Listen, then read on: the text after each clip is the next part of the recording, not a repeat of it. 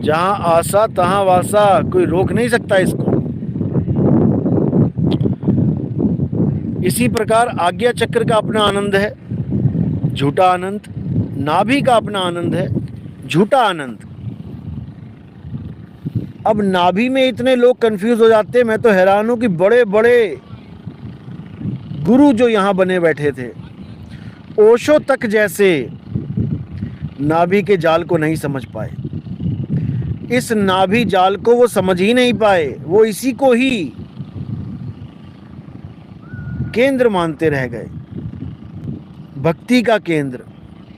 जबकि ये भक्ति का केंद्र नहीं है, ये जीवन का केंद्र है, इस काया के जीवन का। ये काया जब तक जीवित रहती है तब तक नाभि के साथ कनेक्शन है। इस काया को जो पोषण मिलता है वो नाभि से मिलता है। जब बच्चा माँ के गर्भ में होता है तो नाभि के द्वारा ही कनेक्टेड होता है।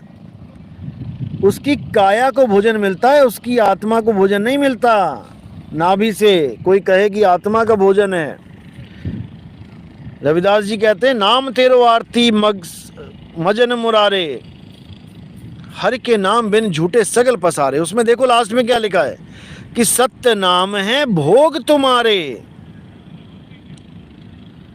हमारा भोजन सतनाम है। ये हवा पानी आग वाला भोजन नहीं है हमारा, ये तो हमारी काया का भोजन है। तो नाभि में जो लोग अटक जाते हैं वो अपने लक्ष्य से भटक जाते हैं। अभी नाभि के गूढ़ रहस्य तुम नहीं समझ सकते। माँ के द्वारा बच्चे को नाभि के द्वारा ही कनेक्टेड किया जाता है, यानी बच्चा पोषण नाभि के द्वारा प्राप्त करता है। वहीं से संसार चल रहा है बच्चे का, उसकी काया का। अब ये कार्य केवल माँ कर सकती है, बच्चे को नाभि से जोड़ के माँ रख सकती है। लेकिन आप देखिए विष्णु जी की फोटो, विष्णु जी की फोटो में ब्रह्मा जी को नाभि से पैदा हुआ बताया और एक नाल भी निकली वहां से, कमल नाल की तरह, और ऊपर ब्रह्मा जी को बैठा दिया गया। अब ये कार्य है एक माँ का, लेकिन वहां पर विष्णु जी को रखा गया। असल में वो महाविष्णु हैं। क्योंकि हम इस भ्रम में पड़े रहते हैं कि आदमी औरत अलग अलग हैं, आदमी औरत अलग अलग हैं।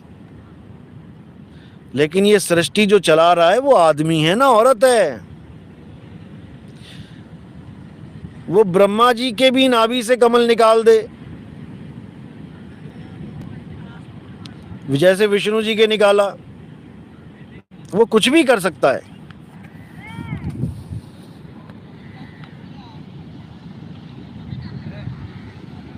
यहां तक कि शिव और शक्ति की आप फोटो देखेंगे, अर्ध नर नारीश्वर, जो नर नारी वाली फोटो है उसमें भी संकेत दिया गया है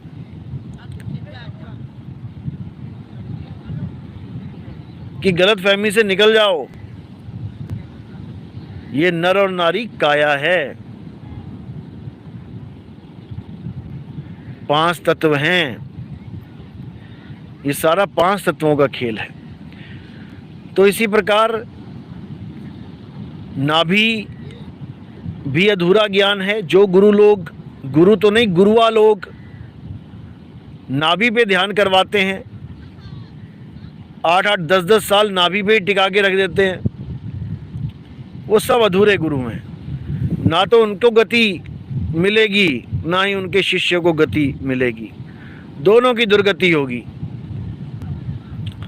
प्रमाणित है ये। जैसे रावण की दुर्गति हुई, रावण भी नाभि पे ध्यान लगा के बैठता था, इसीलिए रावण की नाभि में अमृत छुपा हुआ कहते थे। रावण को भी लगता था कि मैं तो नाभि पे ध्यान धरता हूं, अब मेरा कुछ नहीं हो सकता। मेरा कोई कुछ नहीं बिगाड़ सकता, सारा अभिमान धरे का धरा रह गया। ये सांकेतिक ज्ञान दिए जाते हैं हमें समझने के लिए कि वो कार्य तुम मत कर देना जो इन लोगों ने किए। और मुझे तो हैरानी होती है कि हमारे कबीर पंथ में रावण क्रिया करवाई जाती है। जो रावण करता रहा, नाभि पे ध्यान धरता रहा,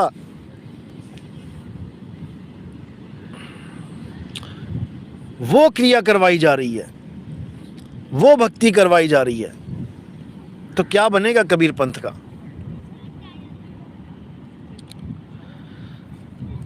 और जनता बेचारी भोली भाली इस भेद को समझ नहीं पाती है।